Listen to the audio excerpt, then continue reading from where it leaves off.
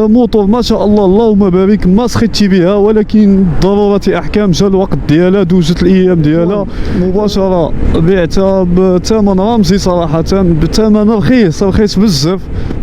السلام عليكم ورحمه الله الاخوان، اموركم هانيين؟ كلشي بخير، كلشي على خير. كنتمنى تكونوا في تمام الصحه والعافيه، وكيف العاده مرحبا بكم معايا في فيديو جديد مباشرة من قلب الحدث الاخوان، مدينة القصر الصغير. اول مرة اللي كنصور في هذه المدينة هذه. المهم الاخوان، الفيديو ديال هاد الرحلة اللي جيت القصر الصغير، هذا الفلوق هذا سبق لي نشرته في لاشين، رجعوا لاشين عجبوه. ندخلوا مباشرة لصوب الموضوع. كيف ما شفتوا في العنوان، شفتوا في المينياتور، هذا الفيديو الاخراني على الصانية ايرميل ديالي. الحمد لله بعتها، الله يسخر مولاها، ومكذبش عليكم صراحة ما سخيتش بيها. الحمد لله من بعد ما ضربت معي اكثر من عام ونص. الحمد لله ما فيها اونبانات، ما فيها مشاكل، ما فيها والو. فقط شني بدلت لها الباكيت ديال الفران، بلاكيت ديال الفران، الصباطات ديال الفران كنقولوا لهم حنايا، هما اللي بدلت لها فقط. وإذا الزيت في الوقت ديالو، وكنظن شي سينيال كانت تحرق لي فقط. المهم الخسائر ما فيها شي. الاومبانات ما عمرها الحمد لله خلتني اونبان في الطريق. موطور ما شاء الله اللهم بارك، ما سخيتش بها، ولكن ضرورة احكام. جا الوقت ديالها، دوزت الايام ديالها. بنادم الواحد ديما كيطمع انه يطمح ديما يكون عنده، يجيب شي حاجه احسن، دائما الاحسن.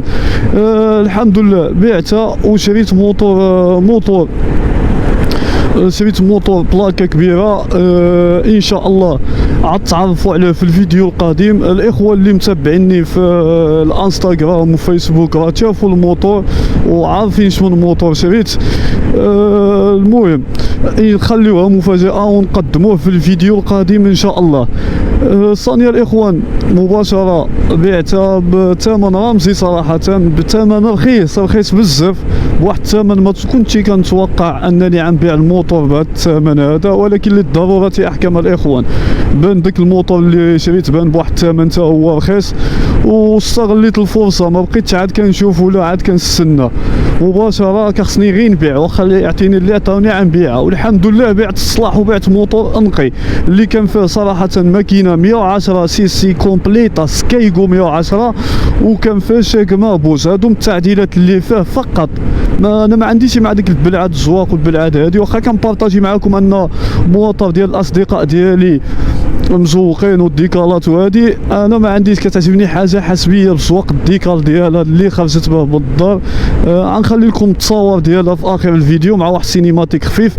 الثمن باش بعتها الاخوان 8500 درهم. بالنسبه لي ثمن رمزي صراحه، والله العظيم ثمن رخيص بزاف. على الا جيتي تعمل حسبه دابا حاليا صانيه راه فاتت 12000 درهم، كنظن شي 12200 12300.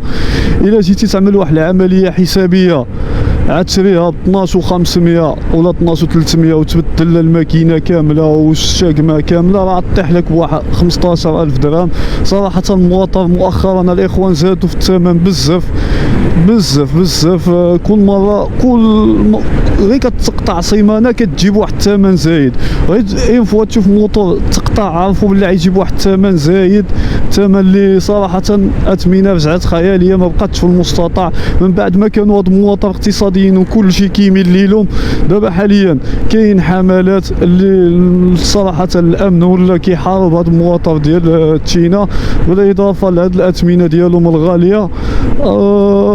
الله يدير شي تاولد الخير وصافي، هادشي اللي غنقولوا.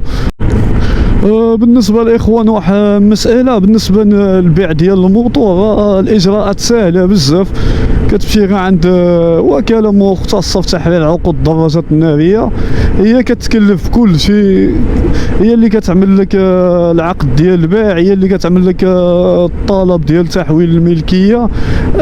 هنا كنظن في نيدا كاين الصحراوي ومدن اخرى، اي واحد كيبيع المواطن يقدر يتكلف لك بهذه العمليه، حيت هما كيكونوا ديجا عندهم رخصه هذا الشيء هذا. ولا